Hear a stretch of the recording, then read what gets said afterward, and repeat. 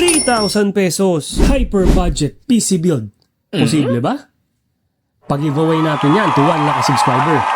Tara!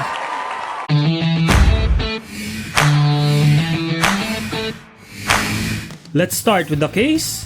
The Keytech T100 White, micro and mini ATX compatible, mesh front and tempered glass side panel. For the power supply, still the Keytech Thunderbolt 800 watts rated at 250. Sa fans, dalawang G-Storm Blaze 120mm for the front and G-Storm non-RGB 80mm for the rear. Sa storage, the 256GB SATA 3 SSD from Goodga. For the RAM, Goodga pa din, 16GB kit DDR3 1600MHz.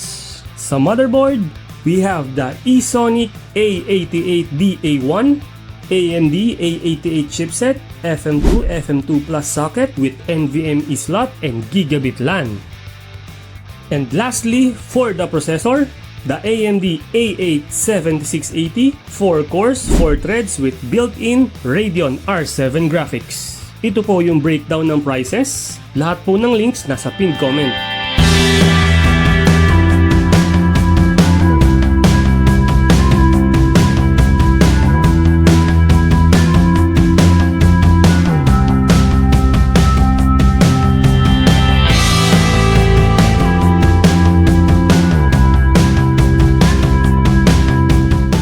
Quick disclaimer lang po sa mga nagbabalak mag-build ng ganitong PC.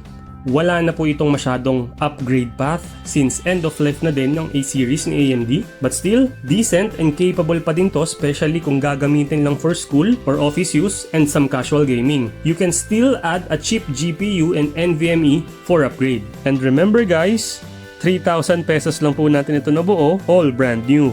And yes, ipapag-giveaway ko po ito to 1 lucky subscriber. Tapusin niyo po itong video for the mechanics.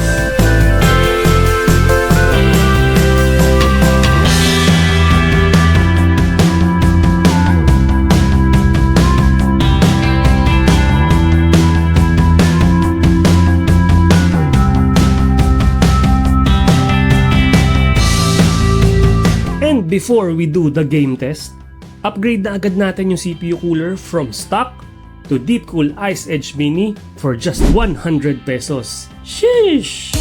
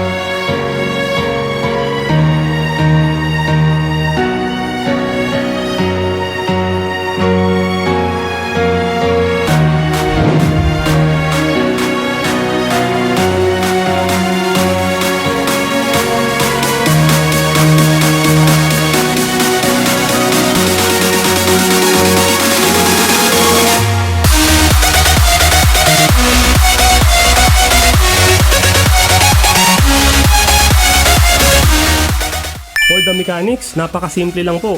All you need to do is mag-subscribe at mag-comment dito sa video ng kahit ano about sa PC building. Pipili ako ng one winner using the YouTube random comment picker once we reach 2,000 subscribers. Sana ma-reach natin before magpasko.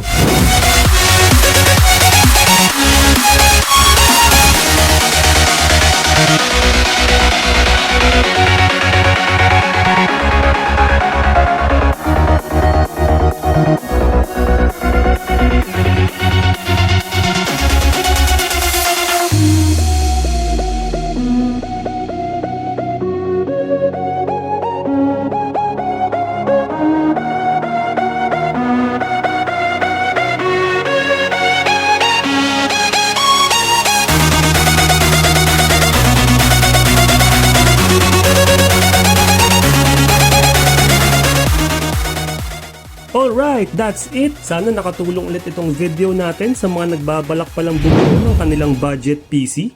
And as always, maraming salamat po sa mga nanood at sa mga magsusubscribe. This is Jem of Gizmos. Till the next one, ingat po!